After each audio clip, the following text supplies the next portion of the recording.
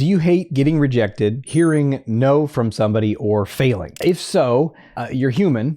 And the question though is, how much is that holding you back in your life? You're going to discover exactly how much in this video, and most importantly, what to do about it. I'm Dr. Aziz. I'm the founder of the Center for Social Confidence, and I help people all over the world overcome social anxiety, people-pleasing niceness, and honestly, a chronic fear of rejection, the fear of what other people are going to think of them. And I help people with this because that's what I lived in for many, many years. So what I'm going to be sharing with you is from thousands of hours of work with clients, but also from my own personal experience and the pathway to really free yourself of this. But first, let's look if that fear of rejection or failure is holding you back in some way. Let's look at the different areas of your life, but we'll probably cut to the chase and just say, yes, it is. The question though is how much and in what ways in your life? And only you can answer that, but it requires some level of honesty because we don't actually want to look at it often because it makes us feel uncomfortable. Maybe we start to feel more and more regret if years or decades have passed and you didn't go after something in your life. Because here's the thing, it's rare for someone to say, I want to go talk to that person, or I want to pursue this opportunity in my life, my career, but I'm afraid of failure. I'm afraid of rejection. I don't want to face that discomfort, so I'm not going to do it. That's what's probably happening. But what we tell ourselves is a story.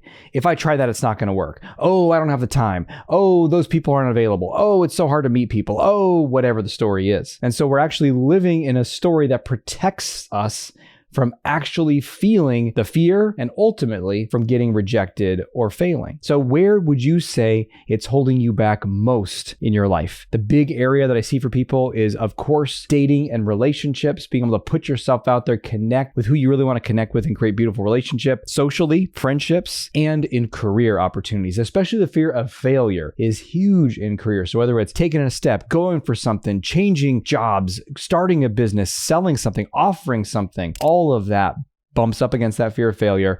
And then we limit ourselves. So just give it a quick number right now on a scale of 1 to 10, where 10 is like, I'm totally like living my potential, man. I don't hold back at all. And 1 is like, I hold myself back from most things in life because of a fear of what they're going to think, fear of judgment, fear of failure, fear of rejection. Just give yourself a number, especially in these key areas that I just mentioned, because that level of honesty and self-awareness is going to give you the power that you need to really shift this. How do we actually change this so that we're not so afraid of it? Well, the key thing to realize is that the discomfort, or honestly the pain that comes with rejection or failure, is not embedded in the experience.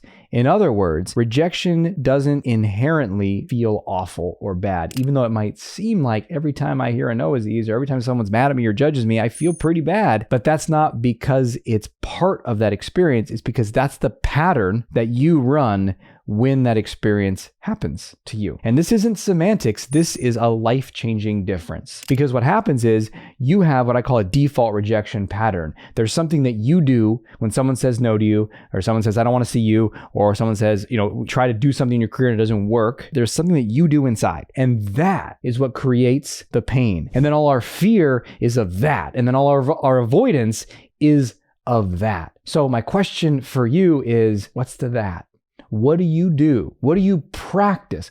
Intentionally or not? Consciously or not? Maybe you don't want to do it, but it just happens. What happens inside of you when you hear a rejection or fail at something? And that just means you don't hit the target that you want in the time frame that you want, right? What do you do? Now, most people I talk to around this, what they do is they turn on themselves. They become very self-critical, which induces shame. So there's this feeling that they're aware of. I'm not enough. Not just I failed, but I'm a failure. I'm unlovable. I'm unworthy. And that could lead to a sense of imposter syndrome or loneliness or unworthiness of love and isolation, separation. It can be extremely painful. And it might seem like, of course I feel unworthy because they just told me I was unworthy. No, they didn't. They said no to you. That's just information. You conclude that you're unworthy and then you feel all the pain of that. It is very extremely painful. That is one of the patterns, but there's many other things. Another thing that we can do is we can project into the future and create a catastrophe like, well, if that person said no to me, it's nothing ever is going to work out. No one's ever going to want to be with me, or nothing I try in my career is going to work. Now, is that really true? I get that it feels true in the moment, but is that really true? No, objectively, we can step back and say, no, it's not true, but it's kind of a protective mechanism because when we experience this pain, and again, the pain is not in the rejection or the failure. Where is the pain?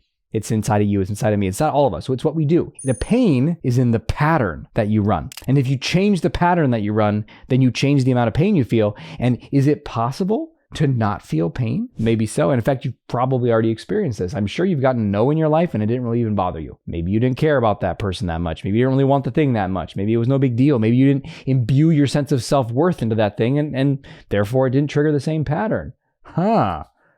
Interesting. So that's evidence for you to discover the discomfort, the pain, the suffering is not in the rejection. It's in the pattern that you run. So the question I have for you is, what's a healthier pattern? What could you do when there's a failure or not hitting a target or a rejection that would set you free, that would give you permission to try again, to just move on to the very next thing? And that is what you want to practice. And if you want more support in this, by the way, if this sounds great in theory, you watch a lot of my videos and you're like, yeah, totally, I'll do it.